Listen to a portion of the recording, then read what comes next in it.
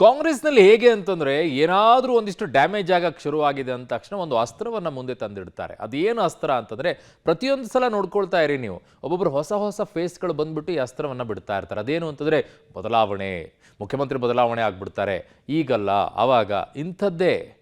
ಅವ್ರ ವಿಚಾರಗಳಲ್ಲಿ ಯಾವುದು ಹೇಳಲ್ಲ. ಈಗ ರಾಜಣ್ಣ ಅವರ ವಿಚಾರ, ಅವರೇ ಇದನ್ನೆಲ್ಲ ಈಗ ಎತ್ತಿಬಿಟ್ಟಿದ್ದಾರೆ.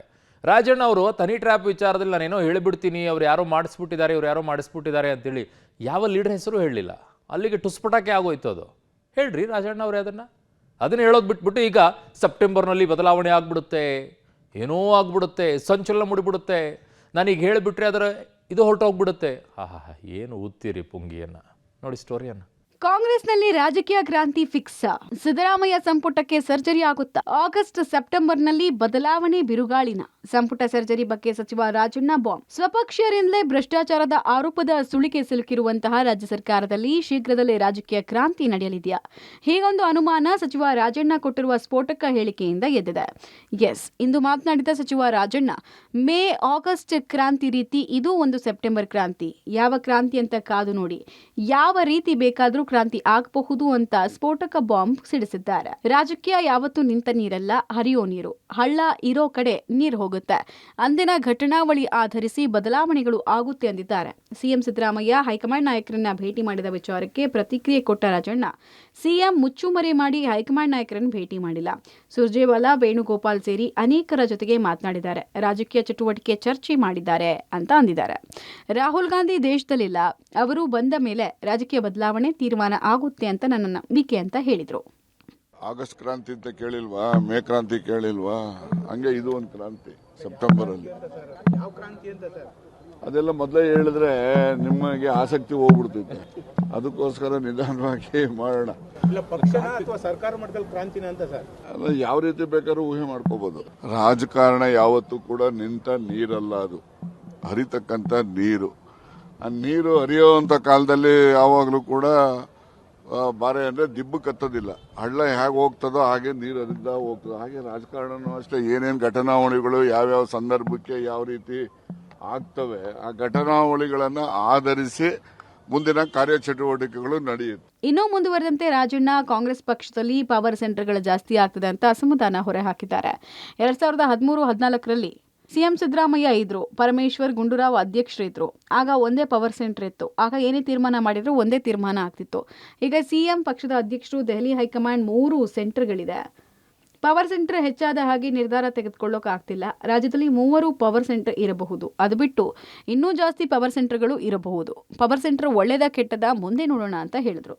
ಏನಾಗಿದೆ, ಕಾಂಗ್ರೆಸ್ ಅಲ್ಲಿ ಪವರ್ ಸೆಂಟರ್ಗಳು ಜಾಸ್ತಿ ಇದೆ. ಮೊದಲು 13-18ರಲ್ಲಿ ಪವರ್ ಸೆಂಟರ್ ಒಂದೇ ಇದ್ದಿದ್ದು. ಈಗ ಪವರ್ ಸೆಂಟರ್ಸ್ಗಳು ಜಾಸ್ತಿ ಇದ್ದಾವೆ, 1, 2, 3 ಎಷ್ಟು ಬೇಕಾದ್ರೂ ಹೇಳ್ಕೋಬಹುದು.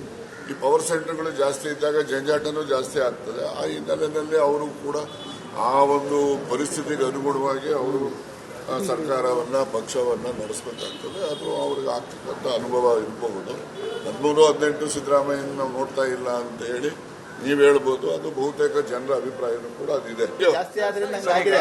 ಪವರ್ ಸೆಂಟರ್ ಆಗಿದೆಯಲ್ಲ, ಬಹಳಷ್ಟಿದಾವೆ. ವರ್ಷಾಂತ್ಯದ ಒಳಗೆ ಬದಲಾವಣೆ ಆಗಬಹುದು. ಸಚಿವ ಸತೀಶ್ ಜಾರಕಿಹೊಳಿ ಸುಳ್ಳು. ರಾಜಣ್ಣ ಮಾತಿಗೆ ಪುಷ್ಟಿ ಕೊಡುವಂತೆ ಸಚಿವ ಸತೀಶ್ ಜಾರಕಿಹೊಳಿ ಮಾತನಾಡಿದ್ದಾರೆ. ಸರ್ಕಾರದ ಮಟ್ಟದಲ್ಲಿ ವರ್ಷಾಂತ್ಯಕ್ಕೆ ಬದಲಾವಣೆ ಆಗಬಹುದು, ಆದ್ರೆ ಭಾರಿ ಬದಲಾವಣೆ ಆಗಲ್ಲ ಅಂತ ಸಚಿವ ಸತೀಶ್ ಜಾರಕಿಹೊಳಿ ಹೇಳಿದ್ದಾರೆ. ಅಲ್ಲದೆ ಶಾಸಕರ ಸಮಸ್ಯೆಗಳನ್ನ ಸಿಎಂ ಡಿಸಿಎಂ ಸರಿಪಡಿಸಬೇಕು ಅಂತ ಸಚಿವ ಸತೀಶ್ ಜಾರಕಿಹೊಳಿ ಸಲಹೆ ಕೊಟ್ಟಿದ್ದಾರೆ. ಯಾರ ಸಮಸ್ಯೆ ಇದೆ, ಯಾವ ಮಂತ್ರಿಗಳ ಸಮಸ್ಯೆ ಇದೆ, ಪರಿಹಾರ ಮಾಡಬೇಕು, ಸಿಗಬೇಕು. ಅವರ ಕೆಲಸಗಳಿಗೆ ಪರಿಹಾರ ಕಂಡುಕೊಳ್ಬೇಕು. ಈ ವರ್ಷ ಆಗಿದಾಗ ಅಟ್ಲೀಸ್ಟ್ ಮುಂದಿನ ವರ್ಷ ಆಗುವಂಥ ಕೆಲಸ ಆಗುತ್ತೆ. ಈ ಸಾರಿ ಕೊಡಲಿಕ್ಕೆ ಆಗದೇ ಇರ್ಬೋದು. ಅಟ್ಲೀಸ್ಟ್ ಮುಂದಿನ ವರ್ಷ ಕೊಟ್ಟು ಶಾಸಕರನ್ನ ಸಮಾಧಾನಪಡಿಸುವಂಥ ಪ್ರಯತ್ನ ಆಗಬೇಕು ಅಷ್ಟೇ. ಅದನ್ನೇ ಈಗ ಸರಿಪಡಿಸ್ಬೇಕು. CM ಅವರು, DCM ಅವರು ಕೂತು ಸರಿಪಡಿಸ್ಬೇಕು. ಏನಾಗಿದೆ, ಅದೇನು ಸಮಸ್ಯೆ ಅವ್ರಿಗೆ ಕೇಳಬೇಕು. ಶಾಸಕರ ಬಹಿರಂಗ ಹೇಳಿಕೆ ಸರ್ಕಾರದ ಪಾಲಿಗೆ ಬಿಸಿ ತುಪ್ಪ. 2+1 ಮೀಟಿಂಗ್ಗೆ ಮುಂದಾದ ಸಿಎಂ ಡಿಸಿಎಂ. ಕಾಂಗ್ರೆಸ್ನ ಎಲ್ಲಾ ಶಾಸಕರ ಜೊತೆಗೆ ಒಂದು ಸುತ್ತಿನ 2+1 ಮೀಟಿಂಗ್ಗೆ ಸಿಎಂ ಹಾಗೂ ಡಿಸಿಎಂ ನಿರ್ಧರಿಸಿದ್ದಾರೆ ಎನ್ನಲಾಗ್ತಿದೆ. ಶಾಸಕರ ಬಹಿರಂಗ ಹೇಳಿಕೆಗಳು ಸರ್ಕಾರದ ಪಾಲಿಗೆ ಬಿಸಿ ತುಪ್ಪವಾಗ್ತಾ ಇರೋ ಹಿನ್ನೆಲೆಯಲ್ಲಿ ಈ ನಿರ್ಧಾರಕ್ಕೆ ಬಂದಿದ್ದಾರೆ ಎನ್ನಲಾಗಿದೆ. ಶಾಸಕರ ಮಾತಿಗೆ ಬ್ರೇಕ್ ಹಾಕಬೇಕಾದ ಅನಿವಾರ್ಯತೆಯಲ್ಲಿ ಸಿಎಂ ಮತ್ತು ಡಿಸಿಎಂ ಸಿಲುಕಿದ್ದಾರೆ. ಯಾರ್ಯಾರು ಮಾತಾಡ್ತಾರೆ, ಯಾರ್ಯಾರು ಅಸಮಾಧಾನಿತರು ಅಂತ ಗುರುತಿಸುವ ಬದಲು ಎಲ್ಲಾ ಶಾಸಕರನ್ನ ಒಬ್ಬೊಬ್ಬರನ್ನಾಗಿಯೇ ಕರೆಸಿ ಮಾತನಾಡೋದಕ್ಕೆ ಮಾಡೋದಕ್ಕೆ ಮುಂದಾಗಿದ್ದಾರೆ ಎನ್ನಲಾಗಿದೆ. ಏನು ಹೇಳಬೇಕೋ ಹೇಳಿದೀನಿ, ಶಾಸಕ BR ಪಾಟೀಲ್ ಹೇಳಿಕೆ. ವಸತಿ ಇಲಾಖೆಯ ಆಡಿಯೋ ವಿವಾದದ ಬಗ್ಗೆ ಏನ್ ಹೇಳಬೇಕೋ ಅದನ್ನ ಸಿಎಂ ಮತ್ತು ಡಿಸಿಎಂಗೆ ಹೇಳಿದ್ದೀನಿ ಅಂತ ಶಾಸಕ BR ಪಾಟೀಲ್ ಹೇಳಿದ್ದಾರೆ. ಬೆಂಗಳೂರಿನಲ್ಲಿ ಮಾತನಾಡಿದ ಅವರು, ನಾನು ಏನೆಲ್ಲ ಹೇಳಬೇಕಿತ್ತು ಅದನ್ನ ಸಿಎಂ ಅವರಿಗೆ ಹಾಗೂ ಪಕ್ಷದ ಅಧ್ಯಕ್ಷರಾದ DK ಶಿವಕುಮಾರ್ ಅವರಿಗೆ ವಿವರವಾಗಿ ಹೇಳಿದ್ದೀನಿ. ಅವರು ಸಮಾಧಾನದಿಂದ ಎಲ್ಲವನ್ನ ಕೇಳಿದ್ದಾರೆ. ಸೂಕ್ತ ಕ್ರಮ ಕೈಗೊಳ್ಳೋದು ಅವರಿಗೆ ಬಿಟ್ಟಿದ್ದು, ಬಗೆಹರಿಸ್ತಾರ ಅನ್ನೋದನ್ನ ನೋಡ್ಬೇಕು. ಸಿಎಂ ನನಗೆ ಮುಜುಗರ ಆಯ್ತು ಅಂತ ಆತರ ಏನ್ ಹೇಳಿಲ್ಲ ಅಂದ್ರು. ನಾನು ಏನೆಲ್ಲ ಹೇಳಬೇಕಾಗಿತ್ತು ಮಾನ್ಯ ಮುಖ್ಯಮಂತ್ರಿಗಳು ಮತ್ತು ನಮ್ಮ ಪಕ್ಷಾಧ್ಯಕ್ಷರ DK ಶಿವಕುಮಾರ್ ಅವರಿಗೆ ನಾನು ಎಲ್ಲ ವಿವರವಾಗಿ ಹೇಳಿದ್ದೀನಿ. ಅವರು ಸಮಾಧಾನದಿಂದ ನನ್ನ ವಿಚಾರವನ್ನು ಕೇಳಿದ್ದಾರೆ. ಅವರು ಸೂಕ್ತ ಕ್ರಮ ಅವರು ಕೈಗೊಳ್ಳೋದು ಅವ್ರು ಬಿಟ್ಟಿದ್ದು.